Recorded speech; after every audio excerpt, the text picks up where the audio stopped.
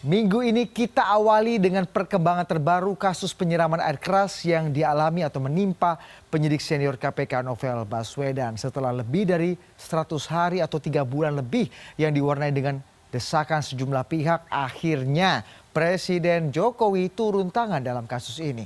Presiden kemudian memanggil Kapolri Jenderal Tito Karnavian untuk melaporkan perkembangan kasus ini, terutama penyidikannya, pada Senin 31 Agustus yang lalu. Namun, dari pertemuan tersebut tidak ada kira-kira gelagat akan dibentuknya tim gabungan pencari fakta atau TGPF oleh Presiden Republik Indonesia yang mungkin saja tim independen di luar kepolisian ataupun KPK. Kendati masih digelayuti kabut gelap, namun sedikit perkembangan pengungkapan kasus ini mulai terasa. Sehingga terakhir kita dapatkan yang ini. Ini mungkin belum dipublish ya, karena ini baru kira-kira 2 hari yang lalu nih.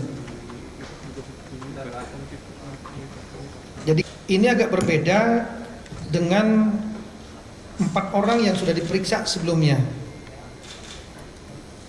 Bahkan yang terakhir yang kita amankan namanya Lestaluhu berdasarkan keterangan saudara Novel.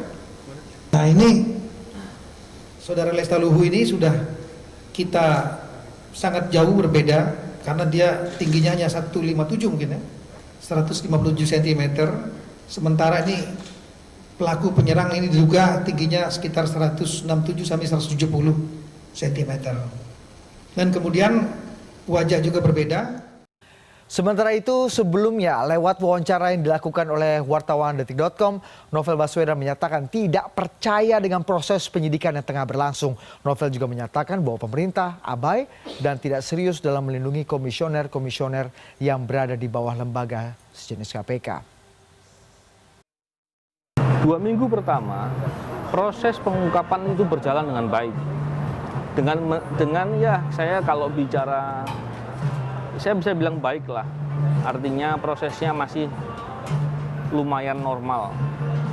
Tapi sekarang prosesnya justru mundur jauh sekali dibanding 2 minggu, 3 minggu pertama proses terjadi. Nah ini yang saya kemudian harus tidak bisa berkata bahwa saya tidak percaya proses yang ada sekarang. Saya berpikir mestinya tidak boleh dibiarkan sampai kapan lagi negara atau pemerintah abai dengan hal ini.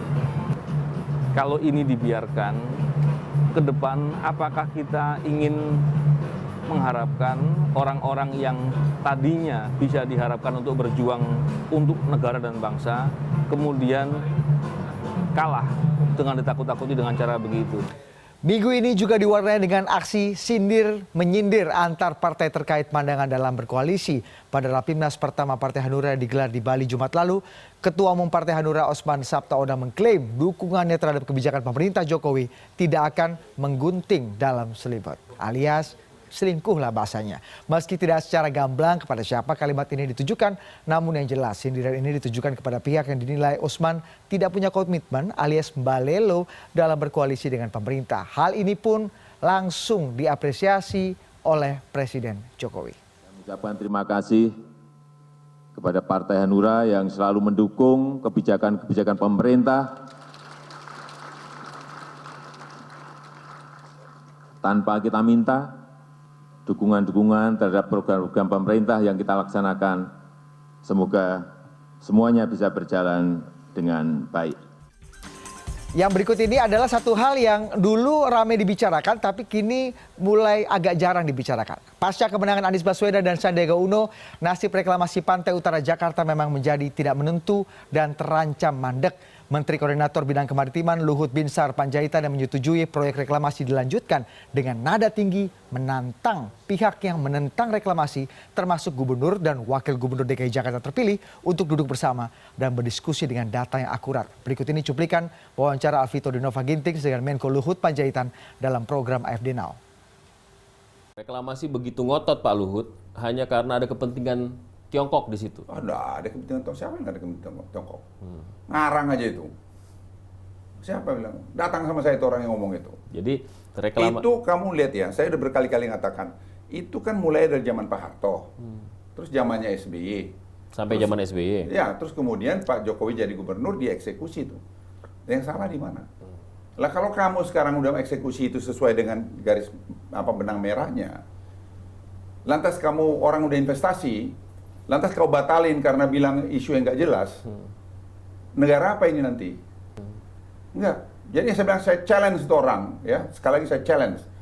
Datang duduk sini, nggak usah marah-marah. Datamu bawa, kita duduk. Kami kan nggak bego. Dan saya kan nggak mau jeopardize reputasi saya kepada anak cucu saya. Nggak akan lah. Gila kamu. Gila itu orang yang pikirnya gitu. Kami lihat semua tuh ada studinya dilakukan zamannya Pak Harto, zaman SBY, dilakukan sekarang. Lihat salah di mana? Kesan yang kita tangkap, gubernur terpilih agak resisten dengan Ya, kalau dia resisten, dia lihat aja. Silakan aja dia tunjukkan resistensinya di mana. Saya nggak ada urusan. Tapi jangan bilang-bilang terima macam-macam sama saya kejar siapapun dia. Kalau mau duduk lihat baik-baik. Jangan aneh-aneh. Ya, siapapun dia itu. Ya. Jadi ini semata-mata hanya melanjutkan apa yang sudah dilakukan dan untuk kepentingan kepastian investasi. Ya. Secara profesional saya pertanggungjawabkan itu. Ya, secara profesional saya pertanggungjawabkan itu. Siapapun dia. Mau siapa dia ngomong sini. Jangan asal ngomong aja Republik ini, dia pikir apa dia? Emang dia siapa? Ngomong yang benar gitu loh.